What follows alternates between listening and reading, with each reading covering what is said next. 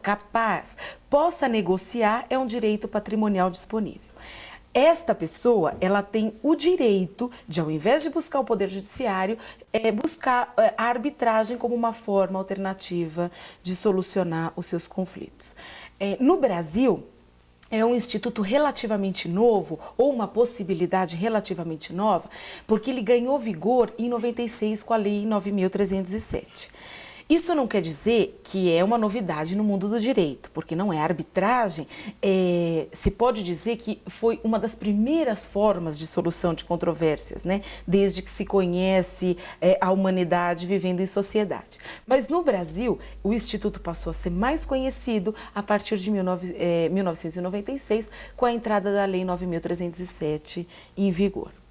Bom, a arbitragem, diferente do Poder Judiciário, não existe a possibilidade de você fazer uso desse mecanismo sem o consentimento da outra parte. No Poder Judiciário, quando as partes têm uma controvérsia, independente de conversarem ou não, elas podem bater as portas do Poder Judiciário, entrar com uma petição inicial e fazer a sua reclamação, a sua queixa, enfim.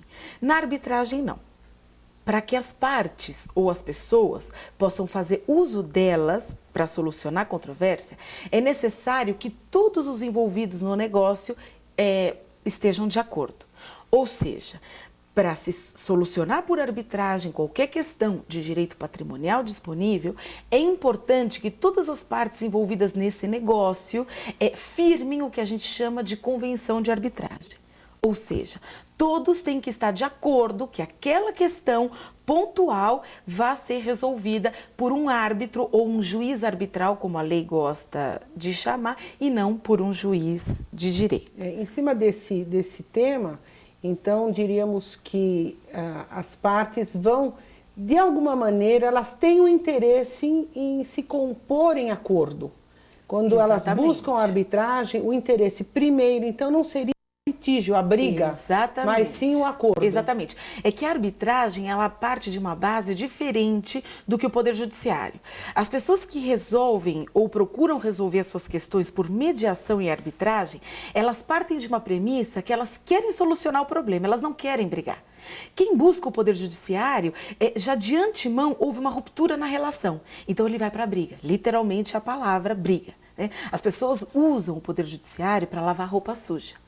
A arbitragem não se presta a isso. A arbitragem, ela se presta para pessoas que, na sua condição legítima de ter uma divergência com um parceiro comercial ou com alguém que tem qualquer tipo de relação jurídica, ela busca um terceiro de confiança para solucionar e para dizer quem tem razão. Ela não parte do pressuposto de uma discussão, de uma ruptura de relação. Ao contrário, eu tenho uma relação jurídica com você, eu vou continuar tendo essa relação com você, só que eu legitimamente tenho uma dúvida no nosso contrato. E eu quero resolver isso por arbitragem, porque eu não quero perder a relação com você. Eu só quero que um terceiro de confiança venha e diga quem tem razão, se é você ou eu. Na verdade, não seria uma briga, mas sim uma dúvida real entre as partes. Quer dizer, alguém quer pagar certo e alguém quer receber certo. É uma dúvida legítima, porque as relações humanas, elas são pautadas por diversas realidades, porque cada pessoa tem uma realidade. Exatamente. E a divergência, ela vem exatamente dessa forma de ver a relação jurídica. Não significa má fé, não significa que um quer passar a perna no outro, como se diz popularmente. Simplesmente eu tenho uma relação jurídica e legitimamente eu tenho uma dúvida. Então eu vou pedir que um terceiro de confiança de quem? Dos dois, diga quem tem razão, se é você ou se sou eu. Exatamente. É uma dúvida legítima. Exatamente. E aí, para que a gente possa se socorrer da arbitragem, então, as partes vão se compor, num primeiro momento, em acordo entre elas. Exatamente. De se socorrer da arbitragem para solucionar o conflito. Exatamente. Uma vez que eles resolveram que vai ser por arbitragem, isso não estava em contrato nenhum, é uma decisão que surge no momento da dúvida, né? Eu não diria nem do conflito, nem do litígio, mas sim da dúvida. Como eles devem proceder? Bom, em primeiro lugar é importante deixar claro que só pode usar a arbitragem como meio alternativo de solução de controvérsias todas as pessoas maiores e capazes. Isso é um termo jurídico próprio que identifica uma parcela da população. Para o direito civil, as pessoas maiores e capazes são aquelas que podem, por si mesmas, sem o auxílio de um representante ou de um assistente, realizar os atos da vida civil. Então, só as pessoas maiores de 18 anos, as pessoas que tenham sido emancipadas, as pessoas que não tenham nenhum impedimento legal para solucionar ou gestionar por si mesmos os atos da vida civil. Ou seja, outras pessoas fora desse espectro não podem usar arbitragem. Então, é a primeira coisa importante, pessoas maiores e capazes. Segundo, o objeto dessa controvérsia tem que ser arbitrável, ou seja, questões de direitos patrimoniais disponíveis. Temos esta condição prévia, as partes se compuseram, decidiram entre elas que elas vão resolver essa divergência por arbitragem, então elas têm dois caminhos. Elas podem buscar um tribunal arbitral, que é o que a gente chama, ou fazer uso de uma arbitragem ad hoc. Eu vou explicar o que é arbitragem ad hoc, não obstante a gente não recomende a arbitragem ad hoc. A arbitragem ad hoc é aquela em que as 2 ou 3 ou 4 partes interessadas num negócio decidem um terceiro de confiança, que seja maior e capaz também. Alguém conhecido, alguém que seja especializado no tema ou que conheça o suficientemente as partes para dar essa decisão. Por que a gente não recomenda a arbitragem ad hoc? No Brasil, a gente não recomenda a arbitragem ad hoc, sim institucional, porque a arbitragem ad hoc ela é realizada através de um terceiro de confiança. Por exemplo, se você e eu tivermos uma divergência e quisermos que essa divergência seja solucionada pela sua secretária, se a sua secretária for maior e capaz, ela pode ser o árbitro dessa controvérsia. Por que não se indica? Porque a sua secretária, embora conheça tanto você como a mim o suficiente e o suficiente a relação jurídica, para ela vai faltar uma base de conhecimento jurídico que vai ser necessário na hora de materializar a sentença arbitral e dar eficácia ao laudo arbitral. Certo. Como a arbitragem no Brasil ela é muito nova e a gente está engatinhando nos passos da arbitragem, o que se recomenda é o que se chama arbitragem institucional. É aquela arbitragem realizada e promovida por órgãos arbitrais chamados de tribunal arbitral ou câmaras arbitrais. Seria então no sentido de dar uma forma mais unificada Mais e do se que uma evitar forma, vícios, erros Isso. na formalização. A instituição de arbitragem, como ela é uma entidade privada e é uma entidade que oferece a prestação de serviço de administração de justiça, o que ela oferece como prestação de serviço é todo um aparato para respaldar e dar eficácia àquela sentença arbitral. Por isso que a gente recomenda. Então, o tribunal arbitral ou a Câmara de Arbitragem, quando ela oferece essa prestação de serviço para as pessoas que querem solucionar por arbitragem, ela oferece o quê? Uma lista de árbitros competentes, capazes e capacitados para resolver aquela questão. Ela oferece o espaço físico. Ela oferece todo o material que vai ser utilizado no desenvolvimento daquele julgamento, porque não nos enganemos. A arbitragem é um julgamento. Ela é privada, mas ela é como se fosse um julgamento. Tanto que a própria Lei 9.307 de 96, ela equiparou o árbitro ao juiz de direito. Porque o que ele faz é administrar a justiça igual um juiz togado ou um juiz de direito. A instituição de arbitragem, quando ela oferece esse serviço, ela não está oferecendo uma sentença ao seu prazer. Eu vou contratar a Câmara A, B, C ou o Tribunal ABC porque eu quero aquela sentença que eles vão produzir. Não é essa a prestação de serviço. A prestação de serviço é um órgão institucionalizado, burocratizado sim, porque o direito necessita da burocracia para fazer justiça. Árbitros altamente qualificados e capacitados para solucionar aquele problema e o espaço físico destinado às partes para que elas possam se encontrar e levar um bom termo àquela divergência. Ok. A gente volta já já.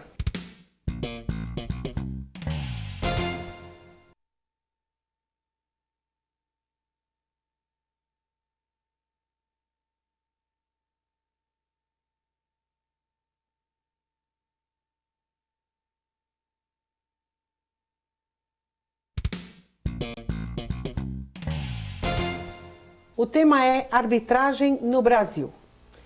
Como é sabido por todos, as câmaras de arbitragem têm atuado muito nas questões trabalhistas. Doutora Renata, O que a senhora poderia nos falar sobre a questão da arbitragem trabalhista, uma vez que, pela própria lei, os direitos trabalhistas são indisponíveis? Esse é um tema muito interessante e essa é uma das vicissitudes da arbitragem, né? É engraçado porque quando se pensou e se quis editar uma lei de arbitragem, todos os pensadores imaginavam todos os ramos do direito em que os direitos fossem disponíveis, mas não se suspeitava que a arbitragem ganharia vida própria dentro da arbitragem do trabalho. E essa é uma realidade que o direito não pode desconhecer, sob pena de uma fratura imensa entre o ser e o dever ser, né? Então eu acho que é uma questão que a gente tem que enfrentar e é muito interessante a sua pergunta. O direito do trabalho, materializado principalmente na CLT, tem uma série de disposições que são consideradas indisponíveis. Vale ressaltar que não são todos os direitos indisponíveis. Alguns desses direitos eles são considerados indisponíveis. Por que eles são considerados indisponíveis? Porque a resposta da pergunta que você me fez está na resposta a esta pergunta. Por que são indisponíveis alguns direitos trabalhistas? Quando se pensou na legislação trabalhista, o que se tinha em mente era proteger uma parte debilitada ou mais frágil da relação jurídica contra uma parte mais forte que tinha o poder econômico, que o poder econômico é a base do Estado Nacional. Em virtude disso, o legislador ele tirou da esfera de disponibilidade do próprio trabalhador alguns direitos para que ele não sentisse a pressão desse poder econômico e dispor desse direito por esta pressão exercida do poder econômico. Então, alguns desses direitos eles se tornaram indisponíveis, como, por exemplo, o caso mais típico é o direito ao registro. O trabalhador ele não pode escolher se ele quer ser registrado ou não, porque esse direito é indisponível dele, está na mão do Estado. Ele é obrigado a ser registrado. E o empregador, que tem um empregado que não quer ser registrado, ele tem que tomar medidas, e você sabe muito melhor do que eu desse assunto para dizer. Então, enfim, com a finalidade de proteger, ele criou algumas disposições indisponíveis. Ocorre que da década de 40 até 2004, muita coisa modificou. Realmente mudou muito da era Vargas para 2004. Com certeza, o trabalhador de 1940 é absolutamente diferente do trabalhador de 2004. E a legislação, sobretudo a legislação codificada, se ela não sofre um processo de transformação para adaptação, ela fica absolutamente distanciada da população, que é o seu destinatário final. Então, quando a gente fala de direitos indisponíveis dentro do direito do trabalho, eu acredito, e isso é uma opinião pessoal minha, que a gente tem que matizar essa indisponibilidade e contextualizar em 2004. Então, partindo dessa premissa, eu acho, sim, a minha opinião é que se pode, sim, usar arbitragem para solventar dissídios trabalhistas, sejam coletivos ou individuais, que é aquela reclamação que está todo mundo acostumado do trabalhador contra a empresa. Os coletivos, inclusive o artigo 114 da Constituição já prevê. Exatamente. A grande discussão seriam os individuais. Os individuais, exatamente. Eu acho que pode. É óbvio que aqui esse tipo de arbitragem ela tem que ser feita e realizada com alguns cuidados, diferente de uma arbitragem negocial ou uma arbitragem absolutamente mercantil. Por quê? Porque mesmo matizando essa indisponibilidade de direitos, ainda existem alguns direitos que podem ser considerados indisponíveis e que para eles a arbitragem não se prestaria. Para eles sempre estaria reservado o poder judiciário trabalhista que está ali para solucionar o problema. Exatamente. Agora, mesmo dentro do direito do trabalho, existem dois momentos da relação trabalhista, né? O momento que antecede a rescisão do contrato de trabalho e o momento posterior à rescisão do contrato de trabalho.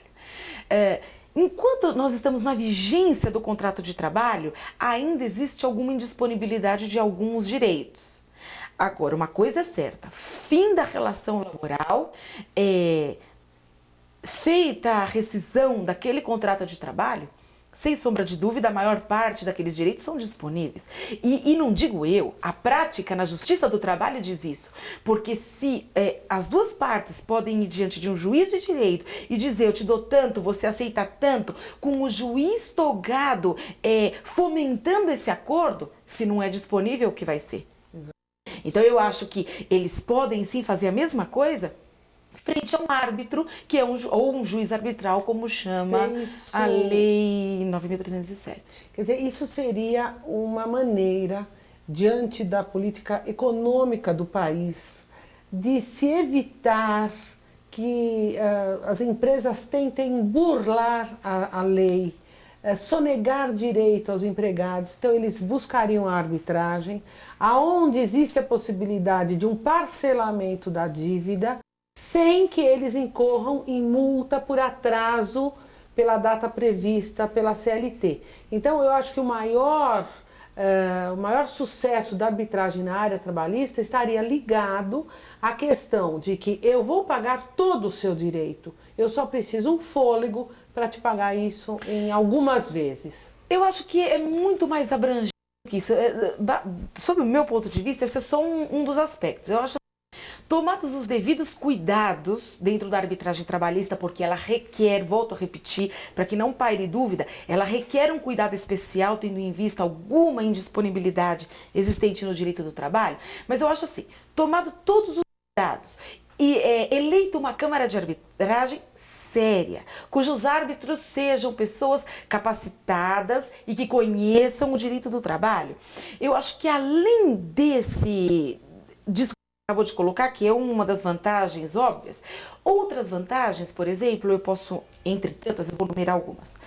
A arbitragem é uma prestação de serviço, né? Então, quando você contrata a prestação de serviço, você quer ser bem tratado. A arbitragem te dá um bom tratamento, coisa que, tristemente, a Justiça do Trabalho não tem dado às partes. Porque com aquelas audiências todas atrasadas, que não se respeita o horário, que a pessoa passa o dia inteiro, não tem elevador para subir, você tem que subir, descer de escada, o fórum trabalhista, enfim.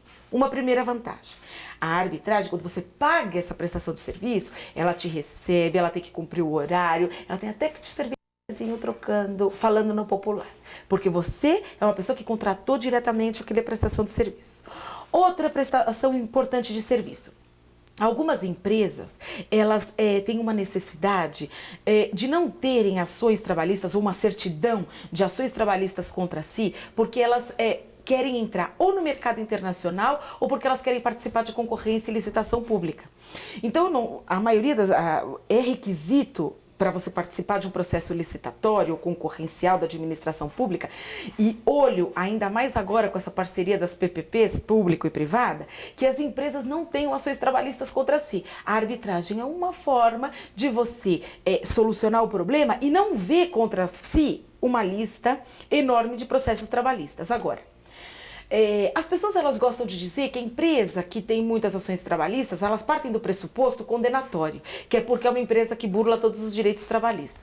Isso até pode ser uma verdade, não necessariamente, porque, como a gente disse no comecinho do programa, a divergência ela pode ser legítima entre as partes numa relação de trabalho. Agora, se ela pode ser legítima e, por exemplo, para fazer a concorrência você precisa necessariamente não ter ações contra si, uma das formas é você usar a arbitragem e legitimamente ter um terceiro que diga quem tem razão naquela relação de trabalho. Muito bem.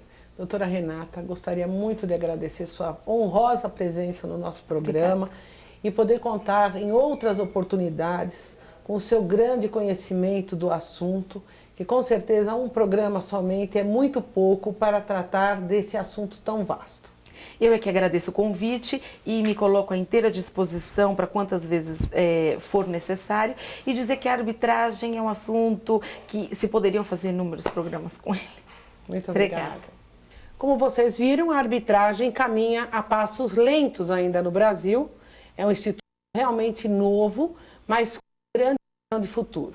Eu entendo a arbitragem como a vanguarda do direito, onde nós traremos soluções rápidas para pequenos e grandes problemas. Hoje tivemos aqui a presença da doutora Renata Álvares Gaspar, que é uma especialista em mediação e arbitragem. Eu acredito que o panorama que ela trouxe sobre o assunto é muito interessante. Ainda muito assunto para se falar, muitas questões a serem analisadas, muitas controvérsias, mas para que tenhamos uma noção do assunto, eu acho que já deu um ponto de partida sobre o assunto. Há questões de dúvidas, Estaremos à disposição dos senhores através do e-mail produção@programalivrearbitrio.com.br ou através do telefone 3383-8652, esclarecendo toda e qualquer dúvida que o público em geral tiver sobre o assunto. Obrigada.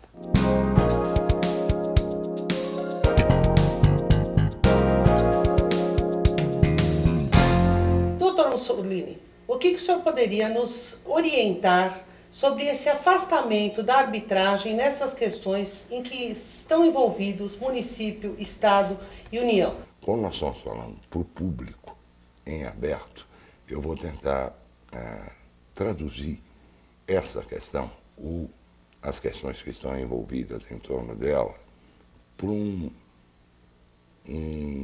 usando termos mais acessíveis. Vamos falar agora sobre parceria público-privada. O Estado não tem efetivamente condições de fazer todos os investimentos que o poder público deveria fazer. Por isso, então, vai buscar na iniciativa privada parceria para poder fazer os investimentos, especialmente em infraestrutura. Eu gostaria que o senhor falasse sobre a questão da ética dos árbitros, uma vez que os árbitros estão equiparados aos juízes. Hoje, ética é a palavra do momento, é a questão do momento. Ética, moral, é a palavra do momento, é o dito popular. Ética na política, e isto tem se falado e propagado em todas as áreas e em nenhuma delas, lamentavelmente, a gente vê com uma alta aplicação. Eu gostaria que o senhor falasse sobre essa responsabilidade penal, os crimes, concussão, prevaricação, em que os juízes acabam sendo enquadrados, né, no caso de cometerem esses crimes, e que o árbitro, por sua vez, também o será se cometê-los. A arbitragem, da forma como ela é estabelecida pelo nosso ordenamento jurídico, pela então lei sancionada em 96 pelo presidente Fernando Henrique, ela estabelece um critério, né, de solução dos conflitos de uma forma pacífica, evidente, até pela gênese da palavra arbitragem, e que efetivamente não será levado ao judiciário a solução pacífica desse conflito. Eu gostaria que a senhora nos posicionasse sobre a utilização de arbitragem nos contratos onde envolvam músicos, produções artísticas. Eu sei que hoje contratos diversos são distorcidos, são interpretados de formas diversas. E a Câmara Arbitral, a arbitragem, ela é um meio solucionador, amigável, de uma forma mais rápida, mas que as partes têm que estar celebrando, tendo algo como amigável. Eu acho que a Câmara Arbitral, ela coíbe o cara que está mal intencionado, né? De alguma forma, porque o pessoal, o brasileiro parece que tem aquela coisa, especialidade em dar um nó, né? Você nunca está esperando. Então isso resolve